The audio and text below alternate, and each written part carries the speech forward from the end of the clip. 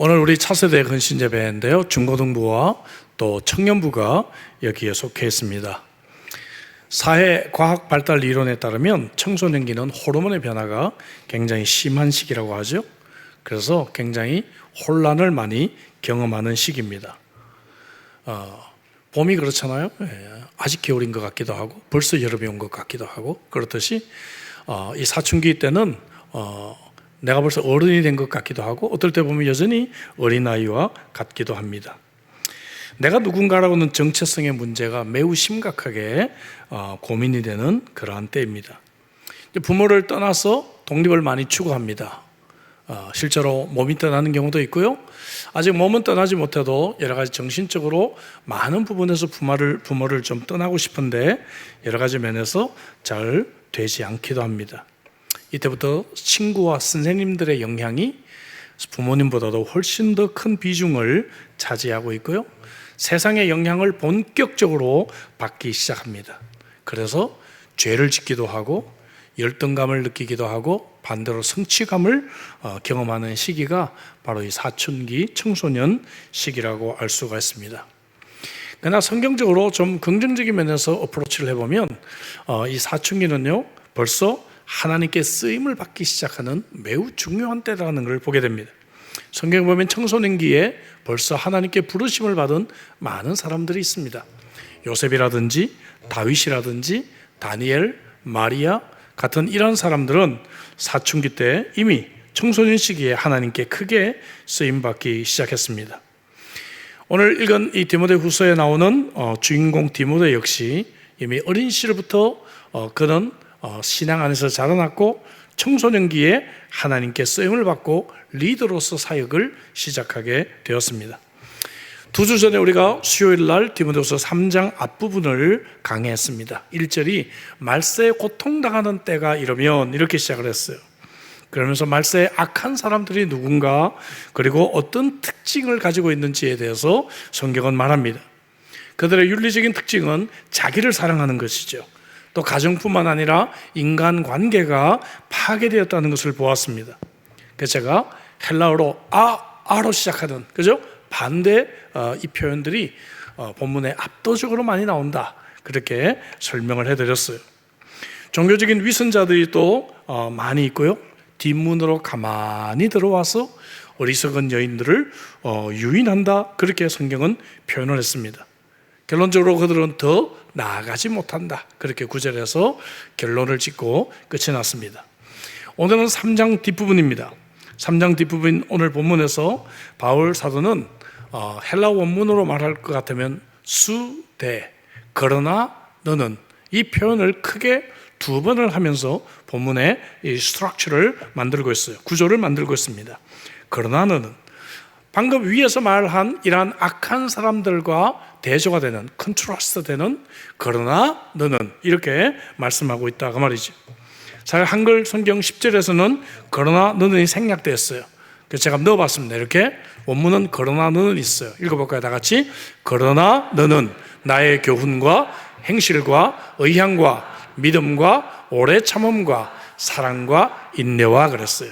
이러면서 이제 하나의 스트럭처, 하나의 구조를 만들고 있고, 14절 읽어볼까요? 14절 보니까 다 같이 그러나 너는 배우고 확신한 일에 거하라. 너는 내가 누구에게서 배운 것을 알며 했습니다. 이렇게 그러나 너는 한 가지 이야기가 나오고, 또 그러나 너는 또 한 가지 이야기가 나오고 있습니다. 지금 이 악한 자들이 거짓된 진리를 가르치고 있지만, 그러나 너는 지금까지 배우고 확신한 일에 잘 서 있어라, 이런 권고의 말씀을 주고 있는 것이 본문의 이제 줄거리입니다. 바울이 로마서 12장 2절에서 말하고 있는 것과 같죠? 여러분 외우시죠? 다 같이. 너희는 이 세대를 본받지 말고 오직 마음을 새롭게 함으로 변화를 받아 하나님의 선하시고 기뻐하시고 온전하신 뜻이 무엇인지 분별하도록 하라. 아멘이시죠? 그래서 바울은 디모데가 이렇게 배우고 확신한 일에 거할 수 있는 2가지 큰 근거를 오늘 본문에 이제 제시를 하고 있습니다. 첫째는 디모데에게는 바울과 같은 좋은 멘토가 있었다는 것이죠. 그래서 좋은 모범이 있었다는 것을 강조하고 있고요. 또 한 가지는 디모데는 멘토들과 더불어 무엇보다도 성경 말씀을 가지고 있다. 이것을 저 두 가지 근거로 말하고 있습니다. 저는 우리 차세대들에게도 이 두 가지만 있다면 정말 건강하게 이 땅을 살아갈 수 있다고 믿습니다. 또한 이 두 가지야말로 우리 차세대들에게는 매우 중요한 인생의 그러한 무기가 되리라고 생각합니다. 첫째는 모범이에요. 모범, example. 바울은 디모데가 바울 자신을 지금까지 잘 따랐다 이렇게 칭찬을 합니다. 바울을 잘 따랐다는 것이죠. 10절을 사실 이 부분도 한글 번역 성경에는 생략이 되어 있어요. 영어 성경은 대부분 번역을 하고 있는데요. 나의 교훈과 행실과 의향과 믿음과 오래 참음과 사람과 인내를 아주 가까이에서 잘 따랐다. 10절이 그렇게 이제 본문을 잘 해석하면 그렇게 할 수 있어요. 바울이 이렇게 잘 따라줬다 말이에요.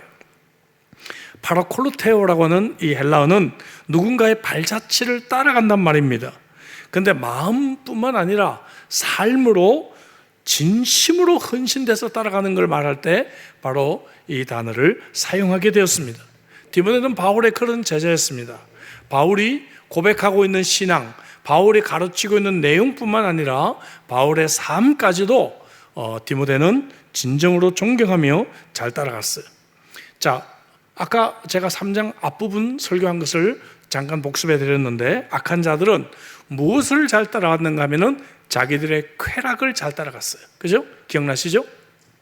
자기를 사랑했기 때문에 돈이라든지 쾌락이라든지 욕심을 잘 따라갔어요. 그러나 디모데는 바울을 잘 따라갔다, 이렇게 대조를 하고 있는 것입니다. 여러분, 아이들이 초등학생 때까지만 해도 말로 어느 정도 교육이 돼요. 그러나 청소년기에는 여러분, 우리의 자녀들이 더 이상 말에 속지 않습니다. 그죠? 삶이 따르지 않으면 결코 그 가르침은 헛된 가르침이 되고 만다는 것이죠. 어른들은 모델을 그대로 따라가고 있는 것을 보게 됩니다. 제가 지금까지 신앙생활하면서 잊지 못할 여러분들이 참 많이 계시는데, 한국에서 전도사로 사역을 하던 교회 우리 사찰 여집사님을 저는 잊을 수가 없습니다. 남편은 막노동을 하시는 분이셨는데 늘 이 알코올 중독자였어요. 그래서 술만 먹고 집에 들어오면 아내를 때렸습니다. 아내를 때리고 교회 가는 걸 그렇게 핍박했어요. 근데 결코 포기하지 않고 그 힘들고 어려운 것을, 남편은 돈을 벌어오는 것보다도 탕진하는 게 더 컸어요. 이 부인이 이제 여집사님이 다른 집에 가서 이렇게 파출부 같은 걸 하시면서 돈을 벌어서 이 아이들을 키웠어요. 그런 분들이 또 자녀는 많잖아요. 자녀가 5명이었어요. 5명이었는데, 근데 이 여집사님이 그렇게 파출부를 해가지고 자녀들을 키우면서 이런 남편을 위해서 교회 와서 늘 울부짖고 기도하고 아이들을 신앙으로 키웠어요. 근데 드디어 남편이 진짜 인생의 막다른 골목까지 가가지고 집까지 다 날려먹고 정신이 들었습니다.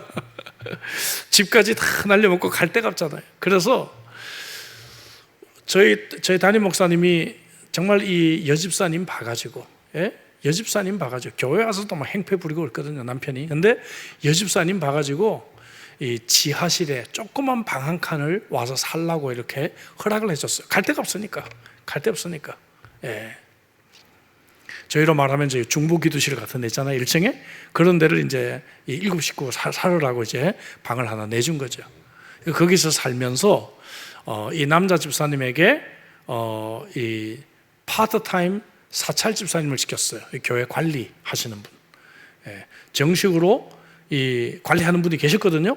그 집사님을 도와서 파트타임으로 일을 해라. 그러니까 억지로 일자리를 좀 준 거죠. 사실상 필요 없는데. 거기 살고 있는데 우리 여집사님이 참 신앙이 좋아요. 그래서 정말 그곳에 사는 것도 감사해하고 늘 표정도 밝고, 그리고 참 신앙에 좋은 영향을 늘 끼쳤습니다. 그런데 그 딸, 맏딸이 중학교 3학년이었어요. 그러니까 굉장히 여집사님도 젊은 시절이었죠.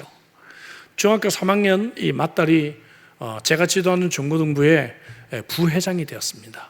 부회장이 되었는데, 그때는 이제 좀 우리 젊은 사람들은 이해를 못하겠지만 그때는 여자는 회장이 될 수가 없었어요. 회칙에 회장은 남자여야 된다고 나와 있었고 부회장은 여자라고 되어 있었습니다.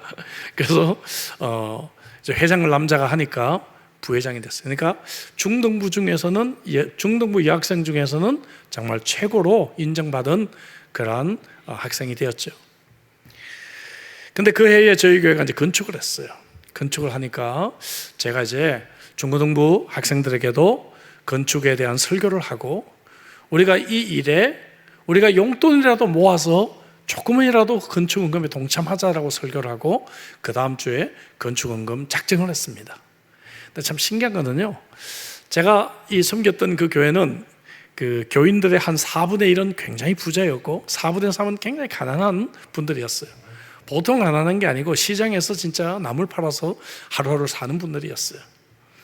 그런데 이 부자들은 이 헌금을 얼마 작정했는가 하면은 뭐 한 20만 원, 30만 원 작정하셨고 이 가난한 사람들은 10배, 200만 원, 300만 원 작정하셨어요. 그때 200만 원, 300만 원이면 지금 호주 돈으로 아마 2천만 한 얼마나 될까요? 뭐 2만 불, 5만 불 이렇게 이상 되는 돈이었습니다. 사실 가치는 그 정도보다 더 컸어요, 그 당시. 예. 그 정도보다 더 컸습니다. 예. 정말 흥미로운 것은 뭔가 하면은 자녀들이 부모와 똑같이 그렇게 작정을 하는 거예요. 부잣집 아이들은요, 1,000원, 2,000원 작정을 하고 가난한 집 아이들은 10,000원, 20,000원씩 작정을 하는 거예요. 참 그거 신기하지 않으세요? 예? 너가 그렇게 가르친 것도 아닌데 이 벌써 중고등학생 정도 되면 부모로부터 무엇이 더 우선순위가 있는지를 다 배웠다는 거예요, 사실상. 근데 제일 많이 작정한 친구가 아까 말한 그 사찰 여집사님의 딸이었어요. 10만 원을 작정했어요. 10만 원 제 전도사 한 달 사례금이었는데 지금으로 말하면요 꽤 큰 돈이었습니다. 10만 원이면. 그래서 제가 불렀습니다. 너무 걱정이 돼가지고, 야 연희야 너 이거 어떡하려고 그래? 이거 10만 원 너 이거 좀 잘못 쓴 거 아니야? 마음이 아파가지고 제가 불러서 얘기까지 했다니까요. 그때 중학교 3학년짜리 이 여자아이가, 전도사님 저 일주일 동안 기도하고 하나님 앞에서 결정한 거예요. 저 금년 연말까지 10만 원 꼭 만들어낼 거예요. 말릴 수가 없었습니다. 얘 이름으로 제가 헌금을 좀 해줘야 되나 어쩌야 되나 그런 생각을 하고 있는데 그 다음 주에 이 아이가 신문 배달을 시작합니다. 새벽에.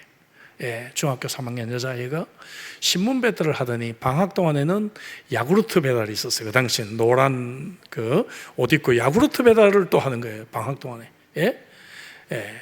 그렇게 해서 눈물겹게 돈을 모아가지고 10만 원, 진짜 12월 셋째 주일날 성탄절을 앞두고 이 10만 원 건축원금을 했어요. 제가 잊을 수가 없어요. 그래서 제가 뭐라고 기도했는가, 하나님 하나님 좀 공평하시지. 이렇게 신앙 좋은 아이가 집이라도 가난하면 얼굴이라도 좀 이쁘게 해주시면 얼마나 좋습니까? 근데 이 외모가 영 정말 이렇게 보통이 좀 안 돼요. 제가 전도사니까 얼마나 이렇게 후하게 쳐주겠어요. 그러니까 제가 막 화가 나더라고요. 하나님, 이렇게 신앙 좋은 아이 좀, 이렇게 가난하고 어려운 집안 같으면 좀 이 외모를 좀 보통이라도 좀 해주시면 얼마나 좋겠습니까? 그렇게 제가 진짜 기도했습니다. 솔직히 말해서. 그런데요, 놀라운 거는 야구르트 배달하는 그 회사 사장이 얘를 굉장히 성실하게 보고 이 아이가 고등학교를 졸업하자마자 회사에다가 자기 친구 회사에다가 소개를 해줍니다. 중학교 3학년 때 이제 10월 달쯤 저한테 와서 울면서 저한테 얘기했거든요. 전도사님 저도 대학 가고 싶어요. 근데 저는 대학을 갈 수가 없어요. 밑에 동생이 제가 넷이나 있으니 어떻게 해요? 제가 빨리 고등학교 졸업하고 돈을 벌어야 돼요. 저도 다른 아이처럼 정말 대학 가고 싶어요. 펑펑 울었거든요. 그랬는데 고등학교를 졸업하자마자 이 야구르트 배달하는 이 사장님의 친구 회사로 이제 입사를 하게 됩니다. 그곳에서 이제 그 상고를 왔거든요. 상고라고 이게 이제 계산하고 이렇게 바로 취직을 해서 격리부 직원으로 들어갔는데 한 1년 반 정도 있다가 그 격리부장이 부정을 저질러 가지고요, 회사 돈을 이제 자기가 가져간 거죠. 그죠? 한국말로 이걸 횡령이라고 그러죠. 그죠? 예. 그렇게 회사 돈을 훔친 거예요. 그래가지고 이제 그 오디팅이 나왔습니다. 감사가 나와가지고 회사에서 감사를 해가지고 딱 보니까 정말 이 격리부 사람들이 돈을 안 훔쳐간 사람이 없고, 회사 돈을 오로지 이 격리부 직원, 제일 아래에 있는 이 여직원, 예, 정말 20살짜리 여직원, 이제 1년 반밖에 안 된 이 여직원만 정말로 정직하게 회사 돈을 관리하고 운영하고 있었다는 게 밝혀진 거예요. 그래서 사장이요, 다 잘라버리고 이 아이를 이 격리부장의 자리에 앉혀준 거예요. 그 위치에. 예? 그리고 이제 신입사원 한 2명 뽑아가지고 이제 얘 밑에서 일을 하게 한 겁니다. 월급이 갑자기 몇 배가 올랐어요. 몇 배가 올랐고요. 그리고 사장이 얘기를 합니다. 네가 가지고 있는 그런 정신으로 아이들 잘 교육하면 내가 야간대학 보내줄게. 그래서 야간대학을 가요. 야간대학을 갔습니다. 꿈에 그리던 대학을 또 다녔고요. 회사에서 배려해줘서 학비까지 내주고 해서 대학을 갔어요. 그뿐만이 아닙니다, 여러분. 그뿐만이 아니고요, 예, 이 사장이 딸밖에 없으니까, 얘를 정말 며느리 삼고 싶은데 딸밖에 없으니까 자기 또 친한 친구, 신앙 좋은 친한 친구에게 소개를 해가지고 그 집에 시집을 가는데, 이 집이요 거의 뭐 대기업 정도 되는 집안이에요. 와, 예, 그런 집에 정말 이렇게 좋은 남자를 만나서 결혼해서 살게 되는 것을 제가 보았습니다, 여러분. 할렐루야. 와, 저는 그래서 제가 잊을 수가 없어요. 하나님께서 이런 가정의 자녀를 이렇게 복을 주실 수가 있구나, 이렇게 복을 주실 수가 있구나, 제가 몸소 경험을 했습니다. 여러분, 정말 우리가 잘 차세대들이 따를 수 있는 시니어들이 되고 또 그런 좋은 교사가 되길 바랍니다. 오늘 헌신 예배를 우리가 드리는 우리 중고등부 또 청년부 지도자들도 있고, 우리 청년들은 또 중고등부 교사로 섬기기도 하고, 또 여러분들 아래에 중고등부 학생들이 여러분들을 보고 따라오고 있어요. 디모데가 바울을 잘 따라간 것처럼 이런 잘 따름이 있기를 주의 이름으로 축복합니다. 두 번째, 디모데는 믿음과 실천, 두 가지 면에서 바울의 모범을 잘 따라갔다 하는 것을 보게 됩니다. 자, 이 두 가지는 바울의 가르침이 진짜라고 하는 것을 알려주는 첫 번째 이유가 돼요. 예, 왜냐하면 10절에 바울이 살았던 삶을 설명하는데, 역시 앞에 3장에서 나왔던 자기를 사랑하는 자들과 대조를 이룹니다. 다시 10절을 보면 나의 교훈과 행실과, 자, 교훈과 행실이라고 그랬죠? 이론과 실제, 믿음과 실천 모두 다 의향과 했는데, 의향은 인생의 목표라고 하는 의미예요. 믿음과 오래 참음은 특별히 우리가 지난번에 살펴봤듯이 나를 화나게 하는 사람들에 대한 관용, 이런 의미의 말입니다. 사랑은 하나님을 사랑하고 이웃을 사랑하는 것을 의미합니다. 그 다음에 인내라고 하는 것이 나옵니다. 인내, 휘포모네라고 하는 단어가 쓰여졌어요. 이 단어는 신약에서 예수님의 재림을 소망하는 단어가 됩니다.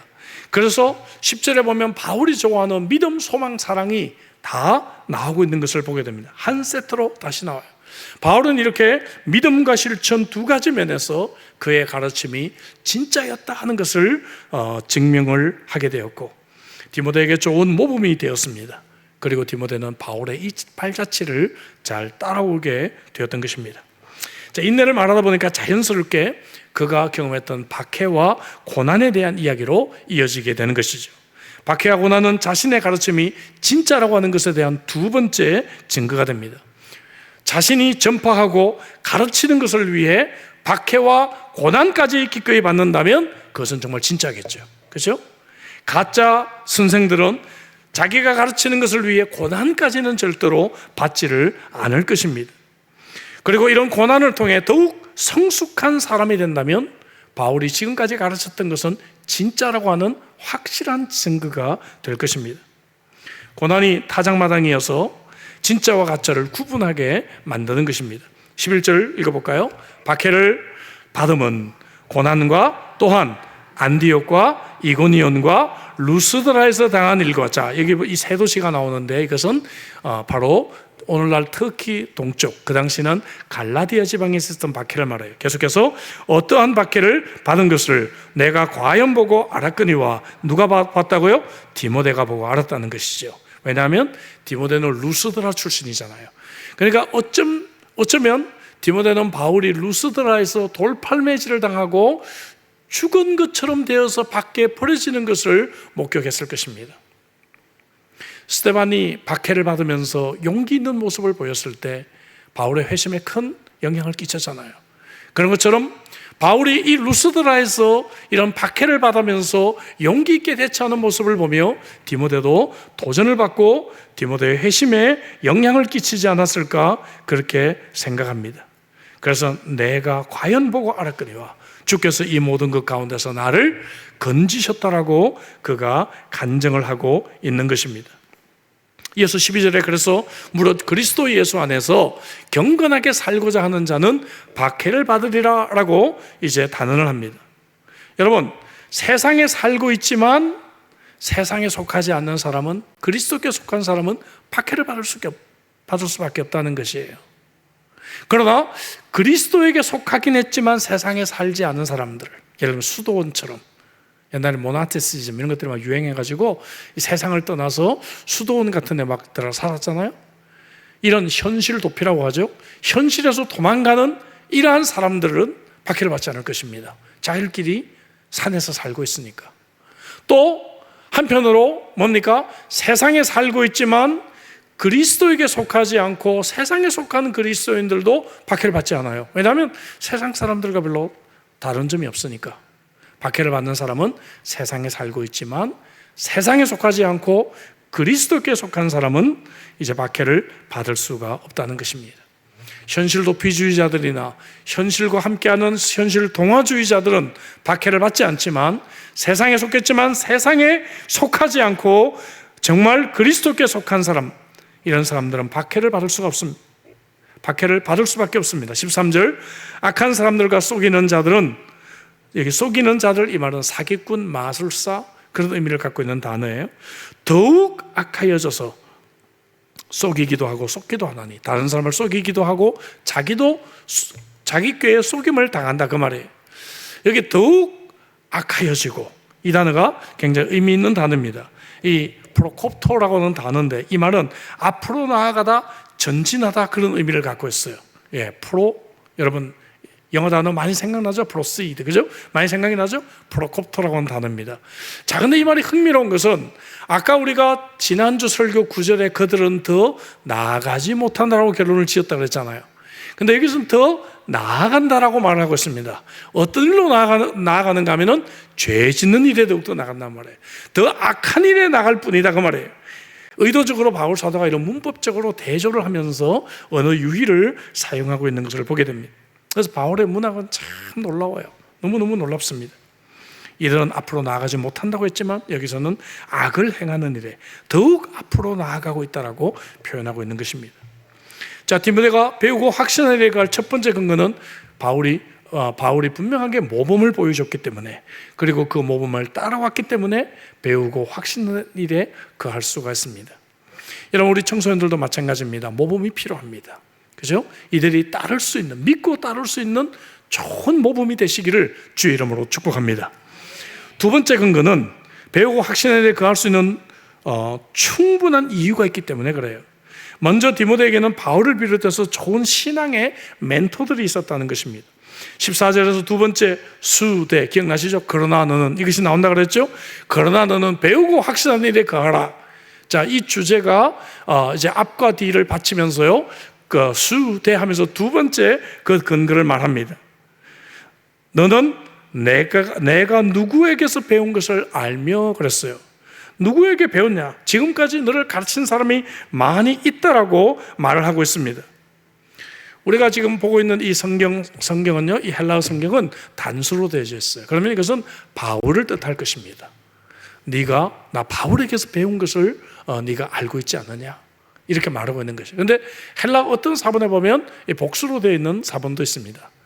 바울을 비롯해서 이 디모데에게 영향력을 끼친 사람들을 다 포함할 수도 있다는 것입니다. 하지만 15절 앞부분에 또 어려서부터 성경을 알았나니 이게 있잖아요. 그러니까 아마도 이제 단수가 맞지 않냐. 앞에서는 바울만 언급을 하고 15절에서 바울 외에 어려서부터 디모데에게 신앙의 영향을 끼친 좋은 멘토들을 말하고 있는 것 같다, 이렇게 말합니다. 누구죠? 우리 1장 5절에서 나왔죠. 외할머니 로이스, 어머니 유니게. 야, 이런 거 보면요, 참 이게 신앙의 영향력은 아버지도 중요하지만 어머니의 영향이 더 큰 것 같아요. 그렇죠? 예, 그래서 정말 이 자리에 있는 우리 자매님들, 여러분들의 사명이 큽니다. 아까 제가 간증한 우리 중등부 이 학생도 어머니의 신앙의 영향 때문에 거기까지 자란 것 같아요. 디모데는 이런 좋은 멘토들이 있었다는 것을 말하고 있어요. 제가 2000년 시드니 올림픽 몇 달 전에 갑자기 제가 조직위원회로부터 메인 채플런을 맡아달라고 요청을 받았습니다. 막 깜짝 놀랐어요. 예. 어떻게 나같이 이게 영어도 완벽하지 않는데 맡길까, 그런 생각부터. 그래서 막 빨리 이게 준비를 해야 되니까 이제 한국에 또 올림픽 사역을 하는 분들도 또 호주로 온다 그러고, 한국에 또 대표 선수들 중에 크리스찬들도 온다 그러고 연락이 막 오기 시작합니다.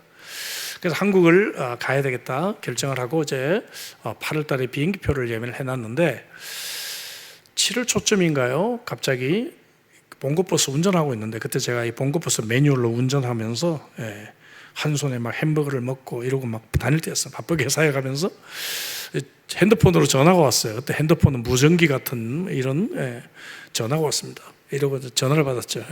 여보세요? 했더니 나 누구야? 그러는데, 누구시라고요? 허허, 나 누구야? 누구시라고요? 웃으시면서 허허, 나 서울 사랑에게 옥하는 목사야, 그러시는 거예요. 깜짝 놀래가지고 이제 차를 막 빨리 세웠습니다. 그래서 아니 목사님 이제 핸드폰을 어떻게 하시고 했더니, 이 목사 8월 달에 한국 온다는 이야기가 있는데 언제 오나 그러시더라고요. 그래서 언제 갑니다 그랬더니, 잘 됐다. 그러면은 언제 우리 교회 주일날 설교 좀 해라 그러시는 거예요. 깜짝 놀랐죠. 제가 만 나이로 제가 그때 40이 채 아직 안 됐을 때였어요. 만 나이로 하면 아직 채 안 됐을 때인데, 그래서 제가 첫 번째 대답이 목사님 좀 못합니다 그랬어요. 못합니다. 그랬더니 왜 못해? 그래서 제가 그랬어요. 목사님, 제가 이번에는 목적이 있어서 가는데 그냥 그 일에 집중하고 싶습니다. 제가 사랑의 교회 설교는 도저히 못할 것 같습니다. 그랬더니 웃으시더니, 그래, 상황은 알겠는데 우리 사랑의 교회는 유목사 설교를 들어야 돼. 그러니 나를 위해서 꼭 주일날은 우리 교회 와서 설교를 꼭 좀 해다오 그러시는 거예요. 와, 아무리 생각해도 그 정말 이 대단한 분이 어떻게 저한테 직접 핸드폰으로 전화를 걸어가지고 그렇게 설교를 초청할 수가 있을까? 제가 그 가르침을 제가 늘 가슴에 새기고 있습니다. 그래서 저도 저희 교회 초청할 때 최대한 정중하게 초청하자. 최대한 정중하게 초청하자. 그리고 다른 교회 초청을 받아갈 때도 최대한 정중하게 수락을 하고, 혹은 거절을 해도 정말 겸손한 마음으로 정말 사유를 이야기하면서 거절을 하자. 그런 마음을 제가 늘 가슴에 품고 있습니다. 우리 멘토들 어른들의 그 한마디, 그리고 제가 한국에 갈 때 저는 그때 철이 없어가지고, 목사님 언제부터 언제까지 한국 갑니다. 무슨 요일날 제가 잠시 뵐 수 있을까요? 철도 없이 그렇게 이메일을 보내면 꼭 답장해서, 그래, 그날 내가 시간 비워둘 테니까 같이 점심하자. 그래서 같이 점심을 하고 했는데, 알고 보니까 아이고, 서울에서 그렇게 가까운 분들도 한 번 식사를 하지 못했더라고요. 그리고 목사님이 병원 입원하시기 몇 달 전에 저하고 같이 점심 식사를 한 날을 잊을 수가 없습니다. 제가 옥 목사님과 함께 약속이 돼가지고 국제제자훈련원에 이제 갔더니 제 친구 우리 국제제자훈련 대표 목사님이 그러시더라고요. 유 목사님, 옥 목사님 몸이 아프셔서 지금 계속 못 나오셨는데 유 목사님 약속 때문에 지금 한 열흘 만에 지금 나오신 거니까 그렇게 알고 만나요 그러시더라고요. 몸이 아파서 못 나오셨는데 이 젊은 목사하고 약속 때문에 나오셔서 점심을 사주시면서 유 목사, 내가 이제 호주는 못 갈 것 같다, 그 얘기 하시고 참 몇 가지 말씀을 남겨주셨습니다. 제가 2015년에 이 오카노 목사님 호를 딴 음보상, 제자 훈련을 잘하는 교회 이 모델상을 받게 됐는데, 처음에는 제가 간증에 짜자면 안 받으려고 했어요. 부끄럽기도 하고, 제가 그 상을 받을 자격도 안 되는 것 같고, 그리고 뭐 상 받으나 안 받으나 하나님 앞에서 일하는 거니까, 그래 다시 연락이 오기를 상금을 1,000만 원 준다 그래가지고 마음을 바꿨습니다. 우리 교회 1,000만 원이면 돈이 얼마나 큰 돈이야. 그래서 알았습니다, 가겠습니다 해가지고 500만 원은 그때 우리 국제제자훈련 책값 외상 싹 다 갚아버리고 500만 원 우리 교회 구자로 송금을 해가지고, 그래서 사실 갔어요. 원래는 제가 안 가려고 했습니다, 사실은. 제가 그런 상 같은 데 별로 관심이 없으니까. 근데 1,000만 원 준다니까 갔는데, 그 상을 이제 받고요. 상 받고 또 이제 언론 와서, 크리스찬 언론 와서 소감을 얘기하라 하더라고요. 그래서 제가 뭐라고 얘기를 했는가 하면 이렇게 말을 했습니다. 오카노 목사님 살아 계셨으면 아마 저를 혼내셨을 것 같다, 이 자리가. 너 똑바로 목회해야 하고 혼내셨을 것 같다. 사실 이 상 앞에 부끄럽다, 제가 얘기를 했습니다. 그리고 이 상은 그동안에 목회를 잘했다고 받는 것이 아니고 앞으로 좀 잘하라는 채찍으로 받겠다고, 제가 그렇게 인터뷰를 남겼어요. 여러분 검색하면 나올 수도 있어요. 제가 그렇게 인터뷰를 남겼습니다. 여러분, 우리에게 멘토는 참 중요합니다. 이런 멘토들이 있기 때문에 우리는 배우고 확실한 일에 거할 수가 있어요. 또 배우고 확실한 일에 거할 수 있는 두 번째 이유는 멘토들의 가르침이 성경과 일치하기 때문에, 그렇죠? 성경과 일치하기 때문에. 그래서 바울은 여기서 작정을 하고 성경의 기원과 성경의 목적을 설명합니다. 성경이 어떻게 우리에게 주어졌는가, 그것을 말하는 거예요. 성경의 기원은 16절 앞부분에 모든 성경 하나님의 감동으로 됐다. 하나님의 감동, 세오프뉴스토스라고 하는 이 말은, 세오가 들어가면 하나님이죠. 그러니까 푸뉴마 들어본 말이죠. 성령, 바람, 숨, 그런 말입니다. 하나님의 숨을 불어넣었다, breathe in, 그런 의미를 가지고 있어요. 하나님의 숨으로 기록되어졌다, 그 말이죠. 그래서 이걸 우리는 성령의 영감으로 기록이 되었다, 이렇게 표현합니다. 베드로서 1장 21절에 예언은 언제든지 사람의 뜻으로 낸 것이 아니요 오직 성령의 감동하심을 받은 사람들이 하나님께 받아 말한 것이다. 하나님께 받아 말한 것이다. 성경은 영감으로 기록됐다는 것입니다. 여러분, 퀴즈를 내겠습니다. 설교를 못하는 목사님과 혼자 사는 할머니의 공통점이 뭔지 아세요? 힌트가 벌써 나왔는데, 영감이 없다.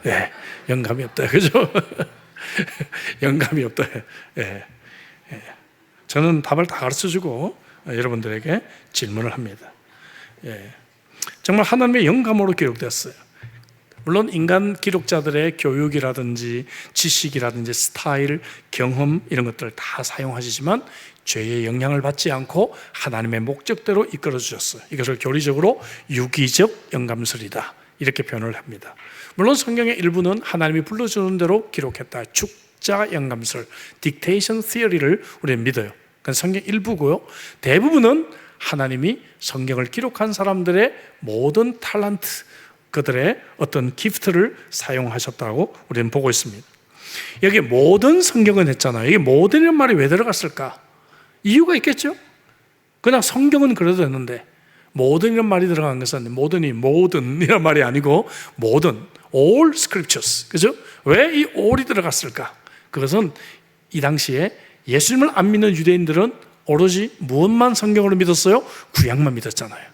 그래서 모든 성경이라 할 때는 이미 바울의 서신이 성경으로 인정받고 있었단 말이에요. 알겠죠? 베드로가 그랬잖아요. 다른 성경이라는 표현을 베드로가 하잖아요. 그런 것처럼 바울의 서신과 같은 성경들을 모두 다 포함해서 하나님의 영감으로 기록이 됐다는 것을, 성경의 기원을 말합니다. 그러니까 우리는 이 성경의 가르침과 일치하기 때문에 멘토들의 가르침이, 또 성경의 목적을 말해요. 한마디로 유익하다, 그렇게 표현합니다. 구원과 성숙이라고 하는 두 가지 면에서 유익하다. 15절 뒷부분에 성경은 너로 하여금 그리스도 예수 안에 믿음으로 말미암아 구원에 이르는 지혜가 있게 한다. 구원에 이르는 지혜를 가르쳐 줍니다.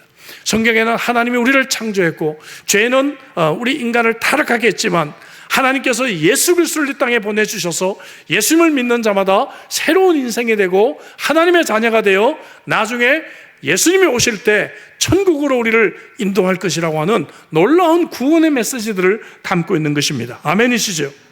세상 어디에도 이런 구원을 얻는 지식을 얻을 수가 없다는 것입니다.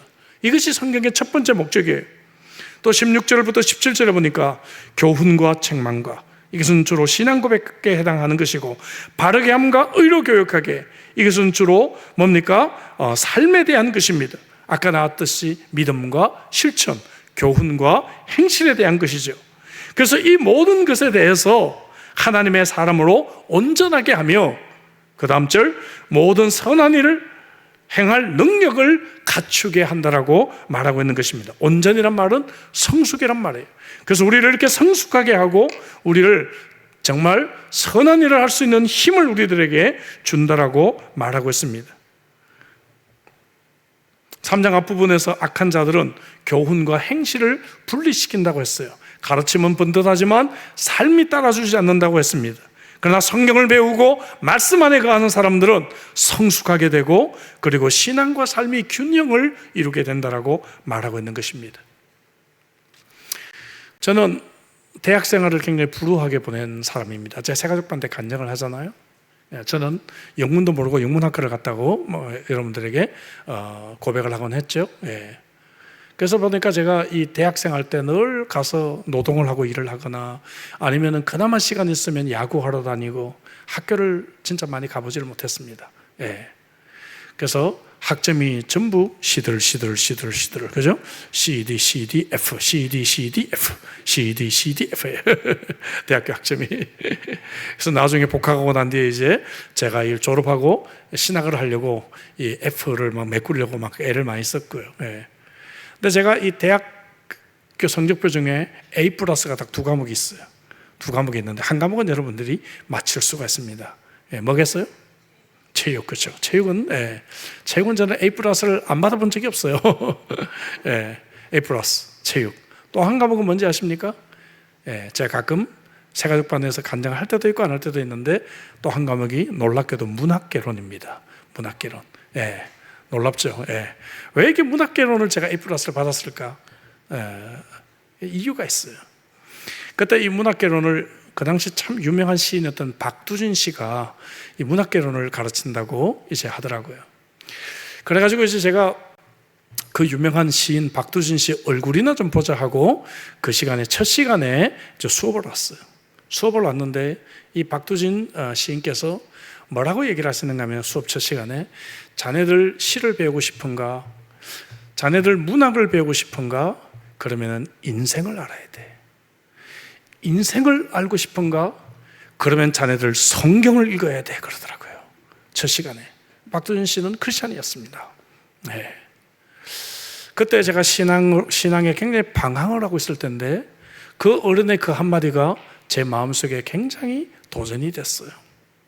위로가 되고. 왜냐하면 정말 제가 이런 어려움 속에 있을 때 아무도 저를 정말 크리스찬으로서 저를 위로해 준 사람이 없었거든요. 다 실패자라고만 낙인을 찍었고요.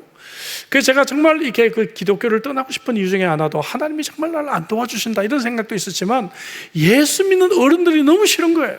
예수 믿는 어른, 예수 믿는 형들에 대해서 그냥 막 너무너무 그냥 화가 나 있었습니다. 근데 이분의 그 한마디가 제게 너무 도전이 됐어요. 그래서 내가 어렵더라도 이 과목은 내가 수업 시간에 오자 해가지고 열심히 제가 따라한 결과 유의하게 A 플러스를 받은 과목이 됐고요. 제가 여러분 신학을 하고 목회자가 되고 설교자가 되면서 문학개론이 얼마나 중요한지를 제가 깨닫게 되었어요. 오늘도 여러분이 문학 얘기 많이 나오잖아요, 지금요. 이 문학개론이 이 설교자한테는 이렇게 중요하구나. 왜냐하면 성경이 문학으로 기록됐으니까 깨닫게 됐습니다. 여러분, 오늘 제가 이 청소년기를 여러분들에게 말씀드렸는데요, 청소년들을 어떻게 잘 지도할 수 있을까? 오늘 본문이 그 해답을 알려줍니다. 첫째는 좋은 모델이 되십시오. 그죠? 두 번째는 그들에게 성경을 가르쳐 주시기 바랍니다. 그러기 위해서 우리가 먼저 변해야 돼요. 우리가 먼저 달라져야 됩니다. 여러분 12학년보다도 아버지가 더 공부를 더 많이 한다면 어떻게 될까요? 무슨 일이 벌어질까요, 여러분? 예? 예. 예. 죄송합니다만은 저희 집에서는 제가 그랬어요. 그러니까 저는 딸아이한테 공부 열심히 해란 말을 해본 적이 없어요. 예. 우리 딸은 집에 들어오면 늘 어머니는 성경 보고 있지, 아버지는 공부하고 있지. 예? 예. 형제가 없으니까 자기가 갈 곳도 책상 밖에는 갈 곳이 없었어. 예. 책상 밖에는 자기도 갈 곳이 없었습니다. 예. 자녀들에게 여러분 좋은 모델이 되시기 바랍니다. 이 아이들에게 좋은 성경을 가르치시기 바랍니다. 오늘 그러나 너는 이 말씀으로 도전받았어요. 세상에 다른 사람들은 어떻게 살아가든지 여러분 그거 신경 쓰지 마세요. 누구는 뭐 돈을 많이 벌었더라. 누구는 뭐 돈 많은 남자 만났더라. 예, 누구는 뭐 키가 뭐 1m 90인 남자 만났더라. 그거 다 괜찮아요. 그거 다 소용없습니다, 여러분. 예, 그렇죠? 제가 지난주에 그랬잖아요. 10층 높이에서 보면 1m 60이나 1m 90이나 다 똑같아요. 예, 똑같습니다. 차이 없어요. 우리에게 중요한 것은 세상과 달리 그러나 너는 수대, 그러나 너는 디모데처럼. 여러분 이것이 어려운 세상입니다. 특별히 우리 차세대들이 살아갈 때는 그러나 너는 디모데처럼 살기에는 어려운 세상이에요. 그래서 오늘 대답을 주고 있습니다. 모델을 잘 따라가십시오.